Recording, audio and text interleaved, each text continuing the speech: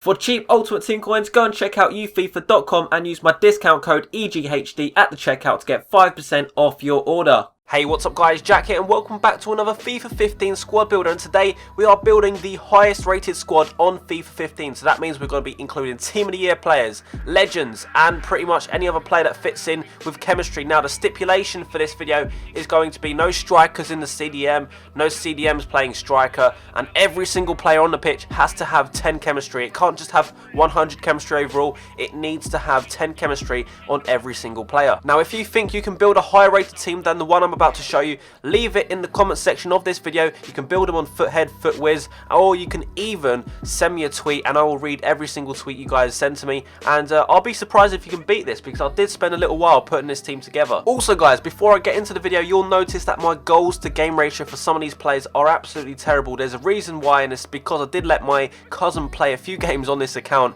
and I'll prove to you that that did happen at some stage or towards the end of the squad building phase of this video. But first of all, let's bring in the goalkeeper for this team, which is going to be Van der Sar. As you can see here, 89 rated overall, and his stats are pretty awesome. He's a very good goalkeeper. Is he worth 2 million coins? No, but of course for the highest rated squads you're expecting to overpay for some of these players, and there you go. Now there's actually one player that could fit into this team to make this team even higher rated, and that would be Schmeichel here, which would go and obviously replace Van der Sar. But is that going to happen? Can that happen right now? No, because Schmeichel isn't in packs. We're halfway through almost the FIFA year and they still haven't released half the legends. I don't get it, but for the purpose of this video, of course, I've got to use Van der Sar. So for the centre backs, I went for Sergio Ramos. As you can see here, 94 rated, Team of the Year, 6 foot tall, 86 pace, 96 defending and 90 physical stats. My favourite centre back out of every single player on the game.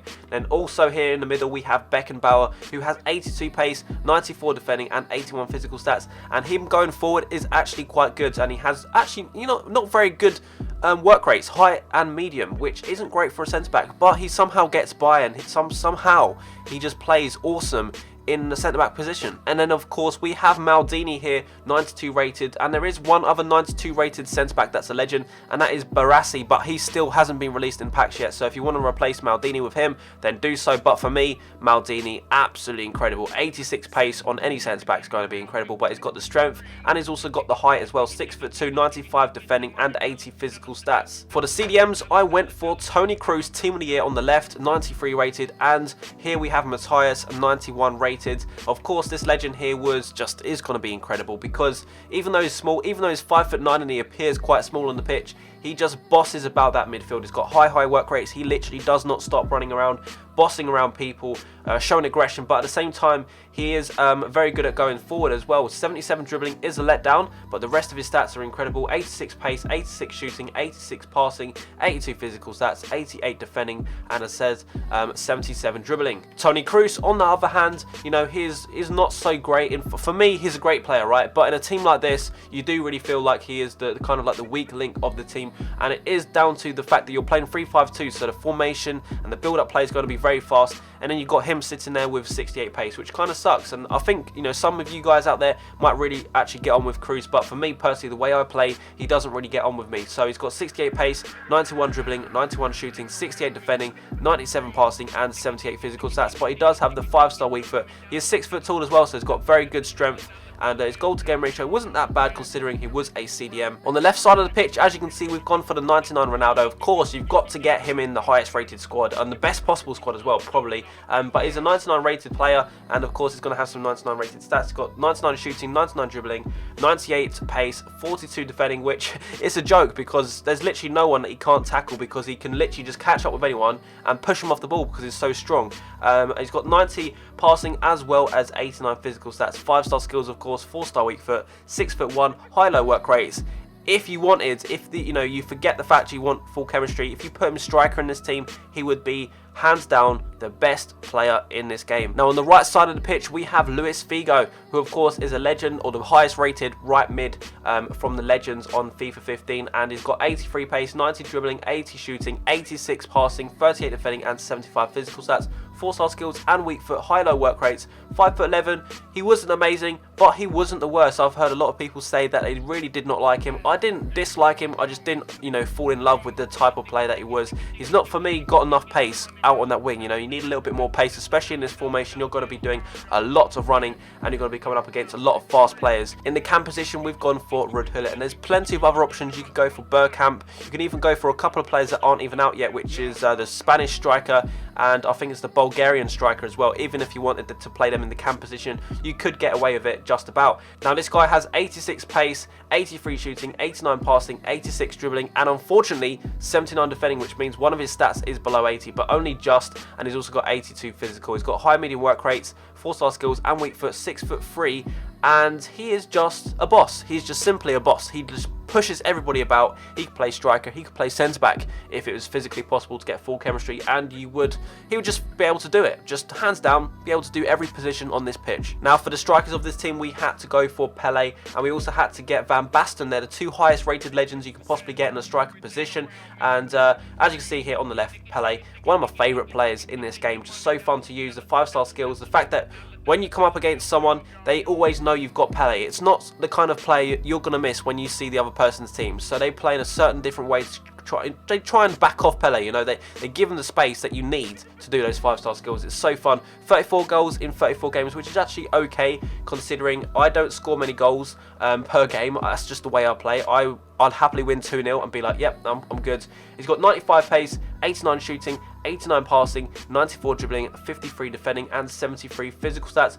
4-star weak foot and 5-star skills, high-low work rates, 5'9" as well, and for a smallish player, it's actually very strong, and of course is very agile and got good balance, so he's just a perfect skiller. On the right side though, we do have Van Basten, who for me was the biggest letdown I've actually had in my whole FIFA history. For the price he goes for and the overall rating, and his actual stats look, half decent. You might think, you know what, 83 pace. I know he's only got 80 dribbling, so he's kind of going to play a little bit like Remy in the fact that his dribbling kind of sucks, so he's going to feel like a very stiff player, but his 94 shooting doesn't even live up to the expectation, to be honest, and I just think, if his shooting isn't living up to the expectation, how is he costing 4.6 million? But apart from that, he's scored 5 goals, which a couple of them were probably rebounds, and I just couldn't get to grips with this guy. Low attacking work rates and medium defensive is probably a big factor to that. He's 6'2", and he would be better at in the air stuff, basically from crossing and corners, but that's not the way I play, and it's not the way that this formation plays either. So guys, this is the squad, and you're probably thinking some of those stats for some of these players are awful, especially Ronaldo over here. He's got 11 goals in 50 games. I have played every single game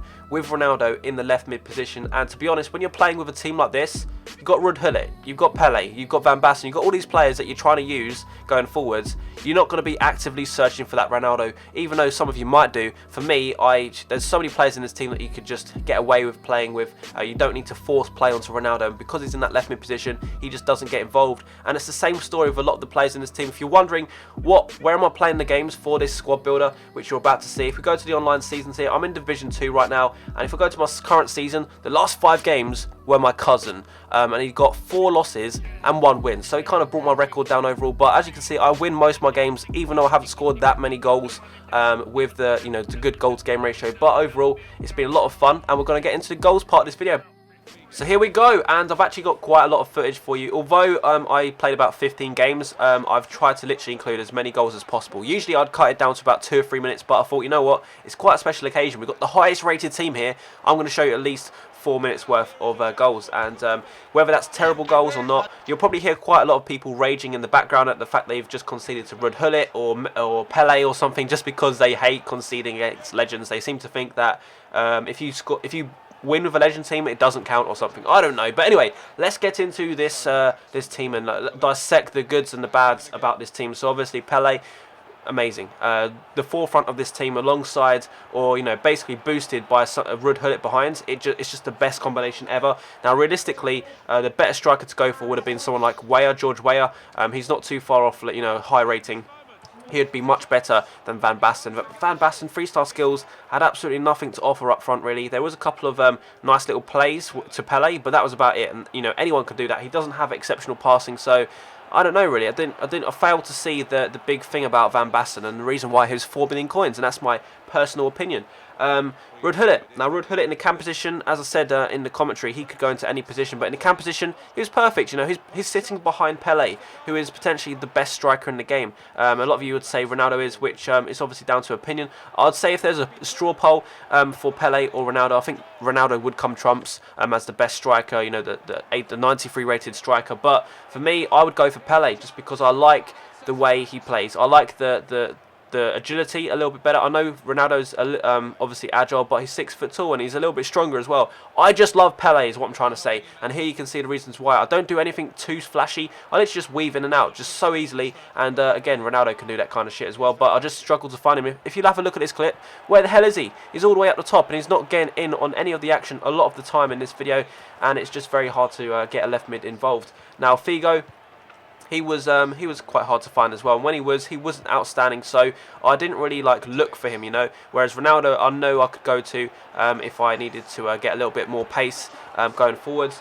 Kroos and Matthaus in the CDM position. Okay, so Kroos, he was good. He was alright. You know, he's got 68 pace, which is obviously the bad point about Kroos. But for the fact he's got 5-star weak foot, amazing strength, passing, shooting as well, and his dribbling is not bad. 91 dribbling is really not bad, especially the slow players with good dribbling, like, you know, Pele, Fabregas, those types of players, or Ronaldinho. For some reason, their dribbling feels a little bit better, but with Kroos, he still felt a little bit stiff. I don't know what that was. Maybe it's because he didn't have 4-star skills or something, or his agility, wasn't as good. But overall, he was okay, and he did live up to the cost of his card, which is about 1.3 million coins, I think. Now, Matthaus was actually really, really good. I was thinking, you know what, I might play Gullit in the CDM position just because I like the height of some players to have in the CDM. But for 5'9", playing CDM basically, he done so well. High work rate as well. The defensive line was absolutely awesome. No one to say that was the weak link or the strong link. They was all working together very, very well. Although Ramos is the out-and-out centre-back, whereas the other two were a little bit more attacking. Beckenbauer and Maldini more attacking. Van der Sar is a goalkeeper. You know, all legend goalkeepers in my opinion, and even Neuer, 90 rated Neuer, isn't even that good.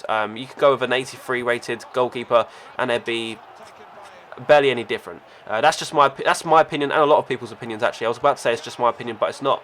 But that's going to be the end of the video. Hopefully you have enjoyed it. Leave a link to any squads you think you can build that are higher rated than this, and yeah, we'll get to see if we can build another one in the near future. So thanks for watching. I'll see you guys later. Bye bye.